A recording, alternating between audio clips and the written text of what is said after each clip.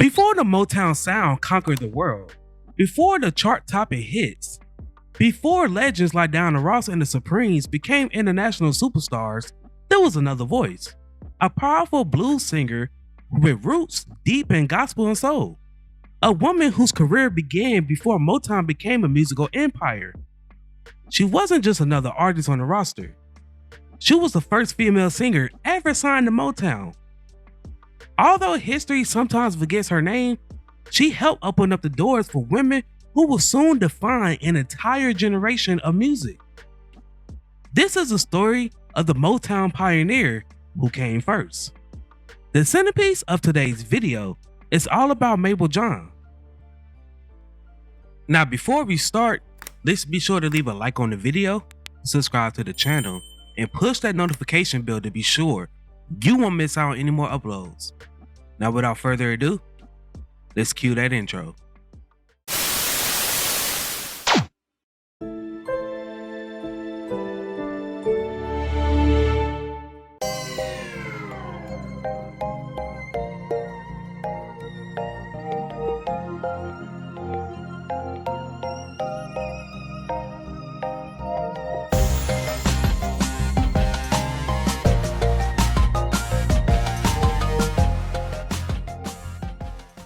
Born on November 3rd, 1930 in Bastrop, Louisiana, she was the eldest of at least 9 siblings. At a very young age, her family moved to Arkansas, where her father found a job as a paper mill. She was born into a family where music was part of everyday life. Her household was filled with gospel singing, church choirs, and the deep spiritual traditions that shaped African American music throughout the South. But Mabel, she wasn't the only talented singer in her family. Her younger brother, who would later become one of the most recognizable voices in soul music, Little Willie John. In 1941, after her father was able to secure a better job, the family moved to Detroit. Like many families during the Great Migration, the John family eventually moved north in search of opportunity. When they settled in Detroit, a city that would soon become the center of a musical revolution, Detroit during the 50s was alive with blues clubs, jazz venues, and gospel choirs. The city's vibrant music scene gave aspiring artists a chance to perform. For Mabel, it was a perfect place to develop her powerful blues voice. But soon, Detroit will become home to something even bigger. Mabel went to Parrish High School after attending Cleveland Intermediate School. Following graduation, she worked with Berry Gordy's mother at an insurance agency. She later quit her job to attend Lewis Business College for 2 years.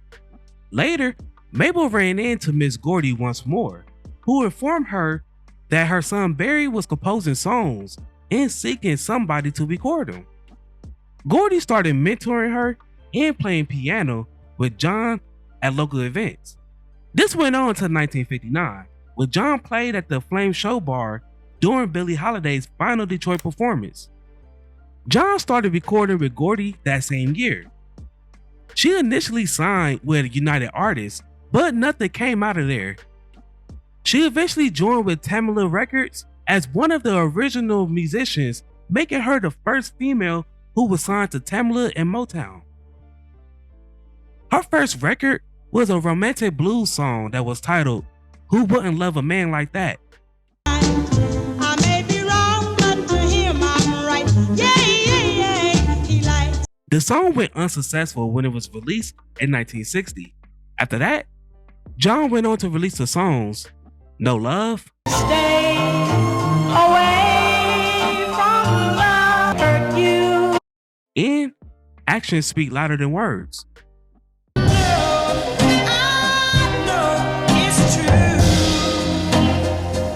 With acts like The Miracles, The Marvelettes, and The Supremes, they appealed to teens and young adults. Motown, they started to succeed, but it was having no effect on the established blues industry. Gordy quickly reduced the numbers of early blues musicians that he had on his roster. By 1962, Gordy terminated John's contract, although she was still utilized as a background vocalist. After leaving Motown, John continued her career, and she eventually found a new home at another legendary label, Stax Records. Working with Stax, Mabel was able to fully embrace the deep soul and blues style that defined her voice. Her music resonated with audiences who appreciate raw emotion and authenticity. But another chapter of her career was still ahead. John spent several years as a Raylette, backing up many of Ray Charles' hits. When she signed to Stax Records in 1966, she released another single, Your Good Thing Is About to End. Your good thing is about to come to an end. The song made it onto pop radio, where it peaked number 95 on the pop charts, after peaking number 6 on the R&B charts. For Stax, she put out 6 additional singles, although none of them was as successful as her debut single. After this, she returned to the Raylettes for a number of years, following her departure from Stax Records in 1968.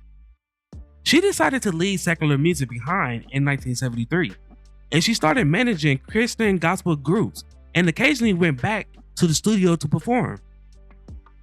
Later in life, Mabel returned to the gospel music that first inspired her as a child.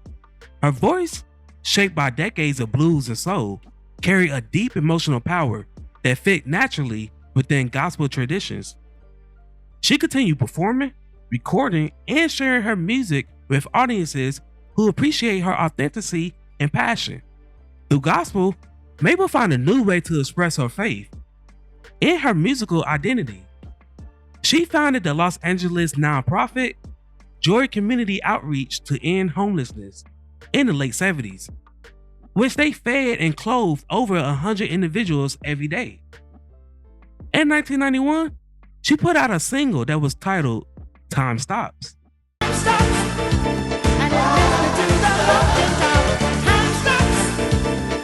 In 1994, she was presented with a Pioneer Award from the Rhythm and Blues Foundation. Mabel and David Ritz wrote the book Sanctified Blues. This is a book about a former performer who became a spiritual leader. In 2007, she made an appearance in the movie Honey Dripper. She also starred in the 2014 Oscar-winning documentary 20 Feet for Stardom. On August 25th, 2022, John lived a full life as she passed away at the age of 91. Although her name isn't always mentioned alongside Motown's biggest stars, Mabel John's role in the music industry is undeniable. She was a trailblazer. She helped pave the way for women who would soon dominate the Motown roster. Without pioneers like Mabel John, the Motown story may have unfolded very differently. Motown will go on to produce some of the most famous songs ever recorded. But every great story has a beginning. And when it comes down to the women of Motown, that story begins with Mabel John. She was the first, the pioneer, and the voice that came before the stars. Although her name may not always appear in the spotlight, her place in music history remains secure. Now, before we go, I have a question for you all. What is your favorite song by Mabel John? Before I go, I want to take a second to promote my Discord. Over here, I provide a safe space for my supporters. We discuss music of all genres. You can provide me feedback on recent uploads, etc. If that interests you, then go ahead and check me out. The link is in my bio. While I have y'all here, if you would like to support the channel further, then feel free to become a member. By doing so, you help make these videos possible. I thank each and every one of you who supported me along this journey.